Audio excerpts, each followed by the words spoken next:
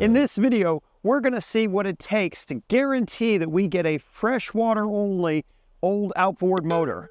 Because everybody knows that outboards that have been running freshwater are better because there's a lot less risk of corrosion and those kinds of things. And if you want to guarantee that you got a freshwater-only outboard motor, the way to do that is to go to the middle of the country, far away from saltwater, as far away from saltwater as you can possibly go. And how do we do that? Well, you take the country, you fold it in half, and you look at the middle. The middle is Nebraska. Nebraska is the farthest from either of the oceans, thereby making it the farthest from any bodies of salt water. Meaning, pretty well guaranteed that any engine I buy in Nebraska is going to be a freshwater-only outboard. And that's what I'm after.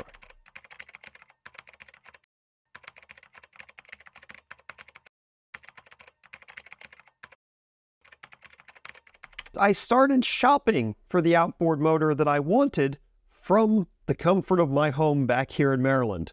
All I did was just went on to Facebook Marketplace, put in Nebraska, and started searching for outboard motors. And lo and behold, there are people selling outboard motors in Nebraska. And then I came across this beauty right here. This is a 1958 Johnson Seahorse 3. Look at it. It's gorgeous. I mean, who wouldn't want this motor? I thought, wouldn't that look really neat on my wooden boat? And it was very cheap. So I reached out to the seller. We exchanged a few messages back and forth. Matter of fact, he went above and beyond. You know why? Because he's in Nebraska and he's a good guy. And when I explained to him what I was doing and what my intention was, he was more than willing to help. Now, of course, Nebraska is pretty far away from me. Matter of fact, where I live over in Maryland, Nebraska is about 1,300 miles away from me. To put that in perspective, for those of you in the UK, if you drive from London to Edinburgh and back, and then back to Edinburgh again, that's what I'm going to do. But I'm not going to drive out there. I need to drive back because I'm buying an engine. But what I'm going to do is I'm going to fly out there. And of course, I'm going to fly out there the cheapest way possible, which means I'll be flying Southwest Airlines. And because I'm going to the middle of the country, I might as well sit in the middle seat on the airplane as well. And after a couple of transfers and flying all day to get out to Nebraska, I arrived in Nebraska.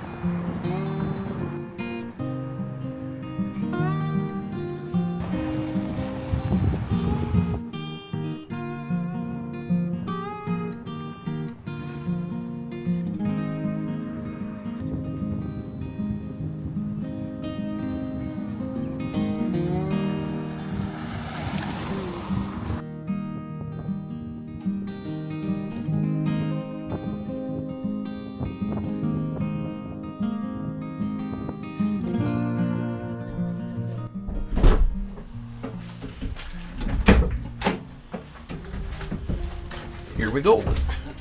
Set it down right there. Perfect. Awesome. Yeah. And I have a strap. I can strap it in so that way it'll be all real nice and secure and everything like that. So Let it roll around. yeah, fantastic. All right. Thank you so Yes. much. Yeah, thank I you. appreciate it. Hope it runs well and treats you good. It's very cool looking. So Yeah. no matter what, that's a win. So now, of course, what this means is I now have to drive all the way home from Nebraska to Maryland.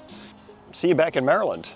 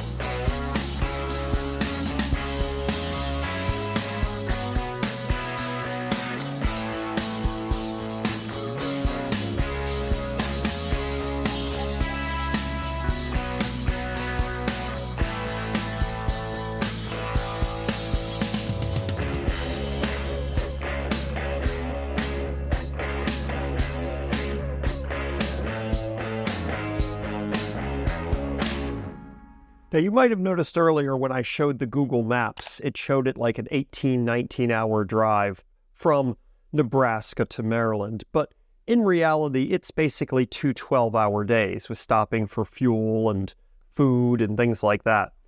It's a long drive, but I made it back. And I got the motor taken care of and put away in my garage until I could actually take it out and try it out myself.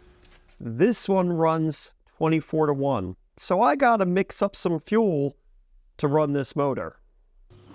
So basically, what I have to do is I have to start off by pouring a certain amount of gas into here because I don't know how big the internal tank is of that Johnson. It's probably like 3/4 of a gallon or something like that. But if I'm trying to measure out 24-to-1 with my 2-stroke oil, it does do 1/2 gallon, 3/4 of a gallon, and 1 gallon of gas, so that's good. This is a 2-gallon container, so I'm gonna fill this up halfway, put a gallon in here.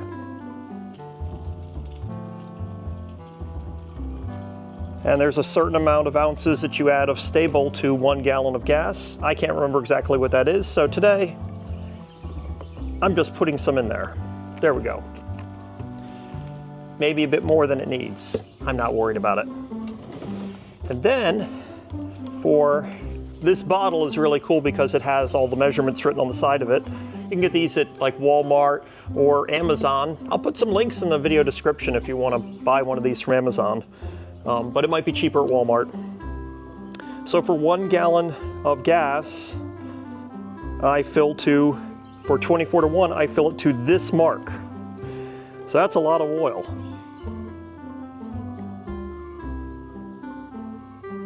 There we go. This is our 24-to-1 measure. And we go down for 1 gallon of gas. We're supposed to fill the oil to this line, which I have done. We're going to add that to our 1 gallon of gasoline.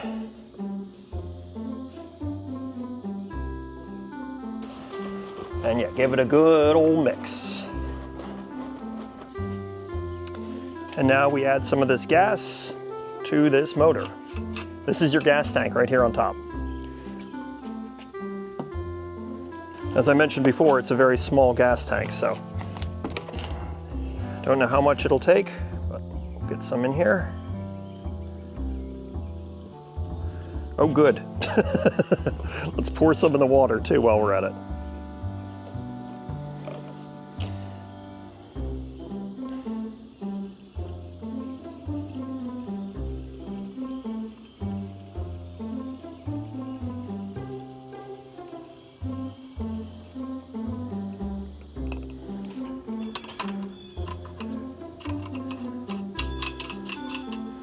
So we've got this thing sitting in my test can. Other than a little bit of gas that I just actually spilled in here, which got a little bit of sheen on the water, this is all clean new water. Hopefully it stays pretty clean while we do a test run here. This outboard has new seals in the lower unit and everything, so that should be all sealed up really good. The only thing that should be messing up this water is the exhaust. So we open this up. This is the air vent. It lets air into the tank. My 2.5 mercury is the same. There's a brass valve over here, which is the gas valve. So let's see how we open that up. I'm backing that out, and it stopped, so I assume that's all the way open, maybe. Set magneto lever, that's this right here, to the start position. Pull choke out. Boop. And start. Additional choke as needed. Correct high-speed lever while motor is warm and operating at full power. This is the slow speed, this is the high-speed lever. And read the instruction book. All right, let's see how this goes.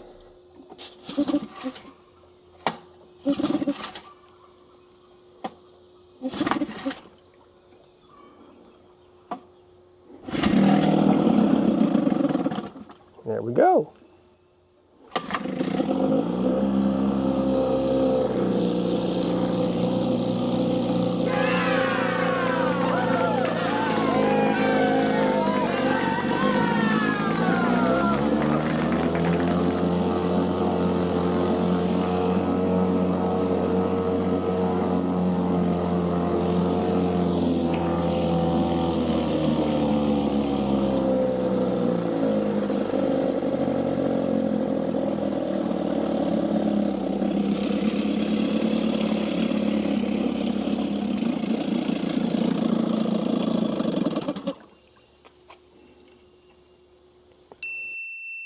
And here's what the water tank looks like. I don't know if it comes out in here or not, but as you can see, it's not as clear anymore. There's little tiny black blops in it, which is oil, and the water is definitely a lot murkier. And that was clear water, and this is a clean can before I started running this outboard. These old two-strokes, they make the water kind of mucky.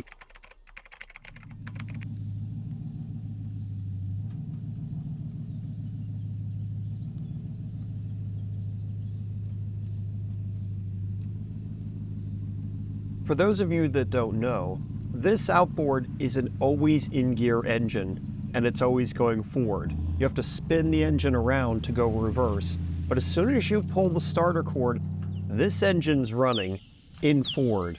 So, I've learned my lesson, and I'm paddling to face my boat out of the marina before I try to start the motor. As soon as I had gotten in the boat, I did open the vent and open the carburetor up so that way fuel would be flowing. So that way, whenever I was ready to start the engine, hopefully it would start up right away.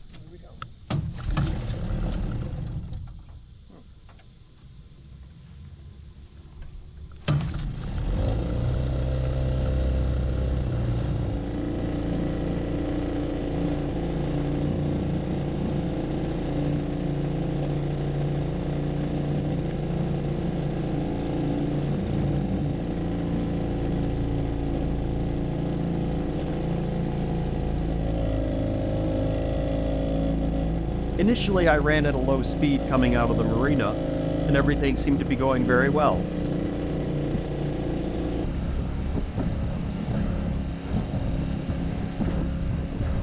I was actually surprised at how quiet this engine is. It seems quieter than my Mercury 2.5 with a plastic cowling.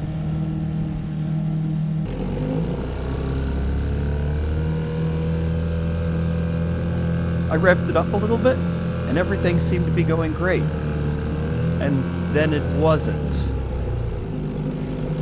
Now, full disclosure, the seller did tell me that this thing is cold-natured and that there may be some carburetor issues. And he did let me know about that and offered to talk me through any of these things if I go to fix them in the future.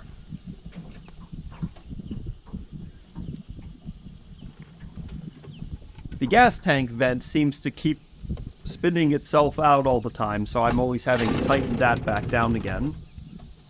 And clearly something wasn't going right here. A few minutes later. But I let it set for a moment, and then decided to fire it up again just to see.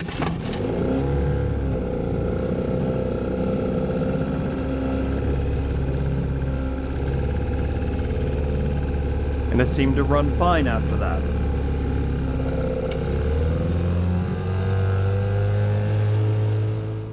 So there we go. There was my first outing with this very old Johnson 3-horsepower Seahorse. And I'm sure some of you who know more about these will chime in the comments. It may just need a couple of little adjustments. It might need a carburetor kit. I think it's going to look really neat on the back of my little wooden boat. Anyway, thanks so much for watching. Here's the next video you should be watching. It's a good one.